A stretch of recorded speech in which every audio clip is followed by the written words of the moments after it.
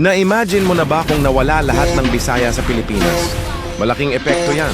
Alam mo ba na isa sa bawat 3 Pilipino ay Bisaya?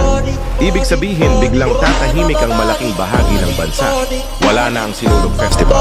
Isa sa pinakamalaki at pinakamakulay na selebrasyon sa kultura natin. Goodbye kay Lapu-Lapu, ang unang bayani ng Pilipinas. O Bisaya siya. Mawawala rin ang lechon Cebu, kinilaw, budbad, at iba pang paboritong pagkain.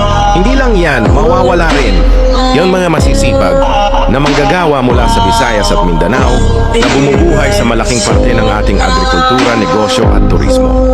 Kung mawawala ang mga Bisaya, hindi lang sila ang mawawala, kundi pati ang kulay, tapang at kultura.